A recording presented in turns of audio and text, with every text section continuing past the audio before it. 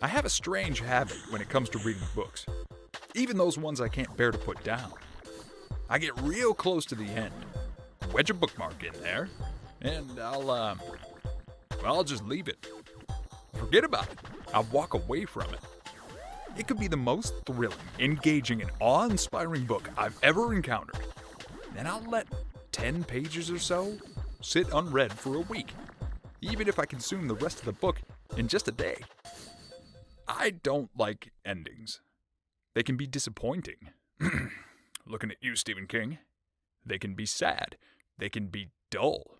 They can be inspiring. But they are always final. Yeah, there are sequels. But even the most titanic fantasy series will end someday. I leave those last few pages so I have time to give a story its due. Before "the end" appears in bold type, I marinate on the story and the amount of time someone devoted from their life to tell it.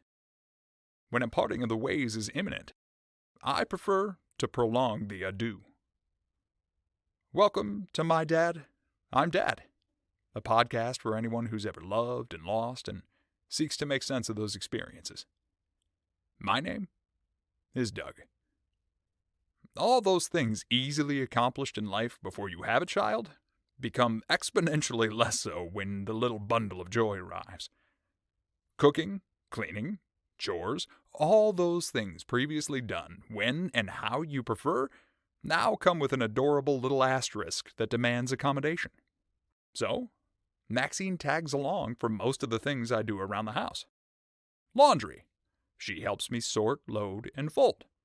Dishes. She's right at my hip. Cleaning. She gets a rag, wets it, and goes on wiping things herself. As you can imagine, she mostly makes more of a mess than she helps clean. But she genuinely helps out from time to time, and it's so precious. When a little hand so earnest is holding up a tiny pair of pants to be folded, accompanied by a sweet "Duh," you just want to melt. There is one task around the house that I'm not able to bring her along for, though. Mowing the lawn. Oh, I thought about it. Believe you me. You could toss her in the backpack and get after it. Well, maybe if I... No, Doug, it's not safe. But loath am I to tackle the chore without her knowing what I'm up to and including her as best as possible. Amanda places her in the picture window while I mow the front, and I watch that perfect little chaos engine of ours wave and shout at me every time I make a new pass. Rocky Balboa didn't get that kind of motivation from Mick, I'll tell you what. When I come in from mowing, trimming, edging, and blowing, that little lady greets me with a big old smile and we settle in for dinner, some books, or just general family time, and it feels all the sweeter. I genuinely love to mow the lawn. At our house, it's a task that can be completed, whole shebang, in about an hour. I feel an immense pride and accomplishment when it's all done. High and tight, my dad used to love to say. For a few days at least, the lawn looks high and tight. Dad spent much of his time mowing when I was young, in a typical quote-unquote uniform. Beat-up snapback cap, beat-up white t-shirt, cut off enough to expose anything south of the pectorals, shorts almost too short, and some shoes that looked more at home in a foxhole than in suburbia. Anyway, I adored watching him mow, and he caught on to that fact when I was 10. One spring break, we returned home from vacation, and Dad wasted zero time unpacking. But he couldn't stand the sight of the long lawn that had really shot up while we were gone, so he fired up the mower and he got after it. And he charged my brother and I with bringing the gear into the house. Now that mastermind knew I hated unpacking, so he looked over his shoulder after a couple of passes and asked if I might want to give mowing a shot. I tossed down those bags as quick as lightning and saddled up for a very quick mowing lesson. I set off, mowed a couple of strips, and beamed at the obvious pride on Dad's face. "Well, keep going, son," He kept shouting every time I mowed back toward him. And soon I noticed he was handling unpacking duties and leaving me to finish the yard. The entire half-acre that we push-mowed. And I kept on mowing that lawn for the next 9 years of my life. Now, like any kid, I detested the chore that was initially thrust on me. But over time, I developed a pride in doing the task and doing it well. Hell, I even went on to mow other yards for my aunt and uncle when they started a business.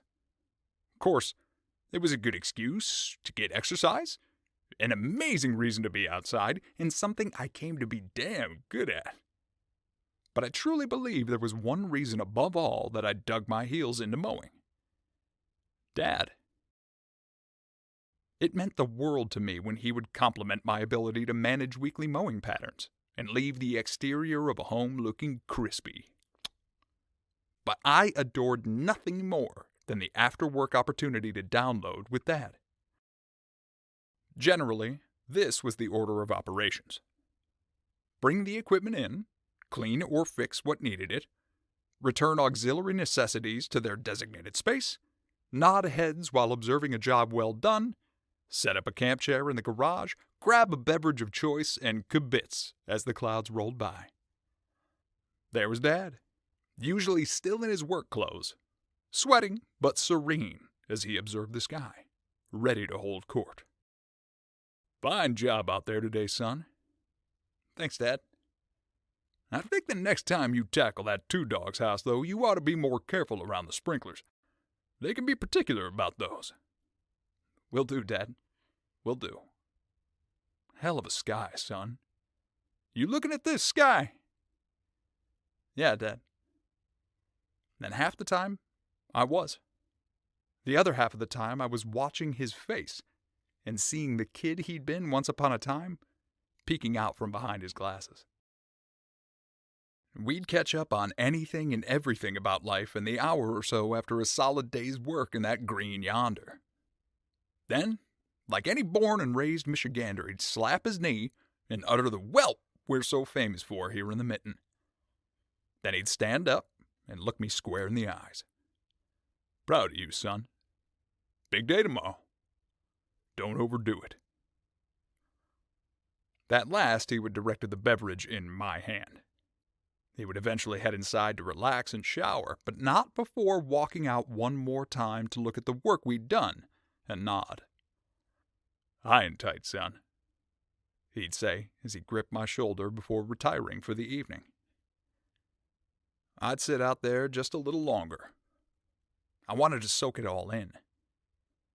I mentioned that I don't like endings, but I've always been a fan of pauses, page breaks, chapter markers, or punctuation that invites a bookmark to be placed. That's what those conversations in the garage were to me. A pause. There was more work to be done, but not right then. That time was meant for reflection, relaxation, and connection. To this day, when I am done mowing or working in the yard, I leave the garage door open as long as possible. I walk down the driveway one final time to observe and nod. I look into the sky for Dad's approval, tell him I love him, and I think about a day in the future where Max and I might sit in that garage and chat. Of course, that's likely to be a while. Until that day comes, it's been an absolute pleasure chatting with you. I can't begin to tell you how much it has meant that you've pulled up a chair and hung out in this metaphorical garage with me. All that said, I think this is as good a time as any to stick a bookmark in this show for now. As I stroll out of the garage and look back on this show up to now, I can't help but notice it checks all the boxes I originally set out to check. Help me process the loss of Dad my way. Check. Introduce my daughter and all of you to the man and father my dad was to me. Check. Help me dig back into a passion I'd packed away for years. Check. Yes, indeed. I believe this show is high and tight. It's different than I expected it would be. But I love it. I know my dad would love it. And I thank you from the bottom of my heart for listening. As my dad liked to point out, though, there's always room for further finesse. Je ne sais quoi. A different way to flourish your signature, you dig? I've mentioned in every episode that I want guests on this show. But I had to be honest with myself when I started making it, and admit that the story I've been telling was one best told from my perspective. So, much like my inaugural mowing journey, I set off making this show with no real clear idea of where to go beyond go. Now that I'm more familiar with this medium and the kind of show I want to make, I can confidently close this chapter of the story. After all, it's summer here in Michigan. Memory-making season. Worry not, though. As sure as my dad would find a new reason to go fishing, My Dad, I'm Dad will return in the fall. Only this time, I will be bringing guests along. I promise. Before I wedge that bookmark, I have a request. I'm paraphrasing Dad here. Take care of each other. Didn't matter how old I got, Dad would take aside an important person in my life. A mentor, a housemate, even my wife. And only one time, as serious as he could, he'd say, "Take care of my little boy." He knew he couldn't always be there to help me directly, so he made damn sure someone knew that I was to be looked after the way he might. I ask you to do that for one another. If you know someone hurting, if you know someone who could use a hand, and definitely if you know someone who has a real good reason to celebrate, be there for them, however you can. This entire show is proof positive that even the simple things, done lovingly, are always appreciated and never, ever forgotten. Thank you so much for listening to this first chapter of My Dad, I'm Dad. If this was your first time tuning in, you can listen to all the other episodes in, about as much time as it'd take to mow the lawn. If you want to be a guest for that second iteration of the show, or you have any comments, anything you'd like to say at all, you can reach out to me at mdidpodcast@gmail.com or on Facebook or Instagram at mdidpod. Speaking of those social media channels, keep an eye out on those for when I plan to release that second season. As I mentioned, it'll be in the fall, but I'm not sure quite when just yet. Failing that, you can subscribe to the show and click to be notified of new episodes. That'll let you know when I'm back. If you've enjoyed Chapter 1 of this story, a rating and review of the show helps these stories find new ears. And I'm all about helping people. So please, if you know someone who you think these stories might help, feel free to send them along. A hearty thank you to Andy Bird, as always, for the music in the show. I don't know if I've mentioned yet, Andy is my oldest friend. That's pretty special, huh? Finally, here's some Wally wisdom to close out this first chapter of My Dad, I'm Dad. When Dad was geeked, jazzed, fit to be tied and looking purposefully at a season bursting with possibility, he'd always hit you with this little nugget. Well, time to kick the tires and light the fires. Yeah, it is. Thank you for listening, folks. Enjoy this summer, will you? We'll see you in the fall.